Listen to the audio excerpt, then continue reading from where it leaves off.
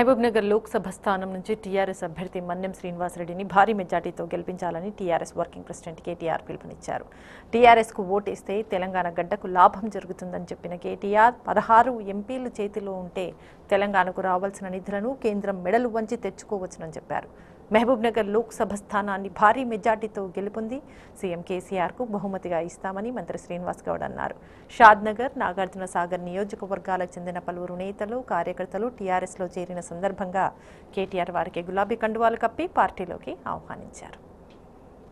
రాష్ట్ర వ్యాప్తంగా ఈరోజు ఒక షాద్నగర్, ఒక నాగార్జున సాగరే కాదు, రాష్ట్ర వ్యాప్తంగా కూడా ఈరోజు గౌరవనీయులు మన ముఖ్యమంత్రి కేసీఆర్ గారి నాయకత్వానికి మద్దతుగా అన్ని వర్గాలు, అన్ని కులాలు, అన్ని మతాలు, అన్ని పార్టీల్లోని నాయకులు అందరూ కూడా వస్తూ ఉన్నారంటే ఇది దేనికి సూచననో దేనికి సూచికనో అర్థం చేసుకోవాలని చెప్పి నేను విజ్ఞప్తి చేస్తూ ఉన్నాను. కాంగ్రెస్కు ఓటేస్తే రాహుల్ గాంధీకి లాభం, బీజేపీకి ఓటేస్తే నరేంద్ర మోడీకి లాభం, టీఆర్ఎస్కు ఓటేస్తే తెలంగాణ గడ్డకు లాభం అనే మాట గట్టిగా గ్రామాన చెప్పవలసిన అవసరం ఉంది. ఇద్దరే ఎంపీలతో తెలంగాణ తెచ్చిన నాయకుడు మొనగాడు మన నాయకుడు కేసీఆర్ గారు.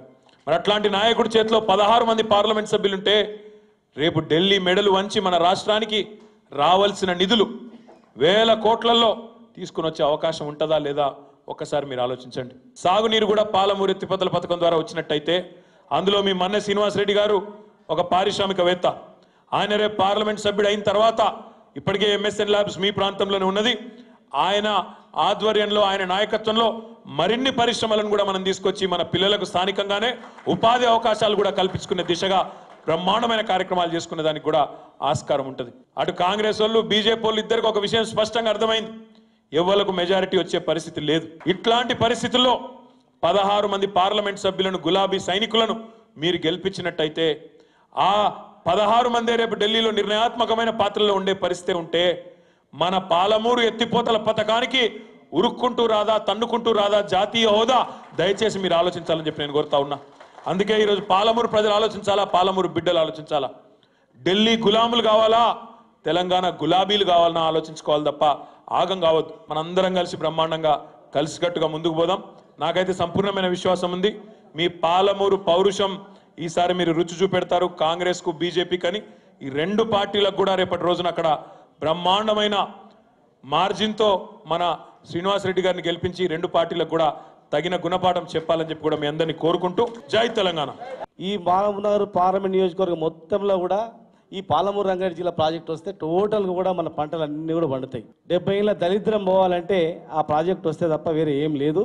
ఇంతమంది మీ పార్టీ వచ్చిన తర్వాత గత అసెంబ్లీ మెజార్టీకి 200 మెజార్టీ వస్తేనే మనం జైన్ అయిన దానికి సార్థకత ఉంటుంది. కనుక దయచేసి అందరు కూడా కష్టపడి పనిచేయాలి. ఇన్ని రోజులు ఓట్లు వేస్తే గెలిచి సెంట్రల్ మినిస్టర్లు అయ్యారు.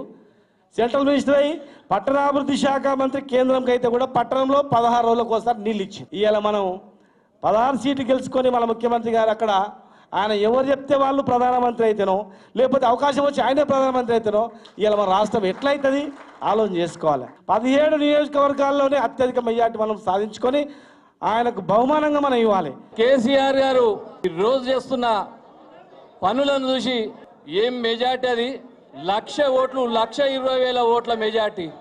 ప్రజలు అందరూ కూడా వన్ సైడ్ వేయడం జరిగింది. ప్రతి కడపకు వారి స్కీమ్స్ పోయింది. ఇలా ఒక్క మహిళ కూడా మనకు ఓటేలే.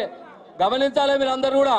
ఇంటి ముంగల నీళ్లు దుంకే నది నీళ్లు చరిత్రలో మనం ఎన్నడూ చేయలే. కాంగ్రెస్ వాళ్ళం ఎన్నడూ చేసినా బోరేస్తుంటే అది ఎండిపోతుంటే మళ్ళీ 6 నెలలు తిరిగినాక మళ్ళీ బోరేస్తుంటే.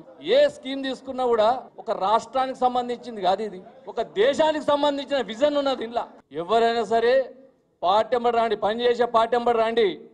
ఇంకా మిగిలిన వాళ్ళు ఎవరున్నా కూడా నేను కోరేది ఒకటే, అవతల ఏమి ఇవ్వలేం. ఎంపీ ఎలక్షన్ల తర్వాత అన్ని పార్టీలు జీరో కాబోతున్నాయి.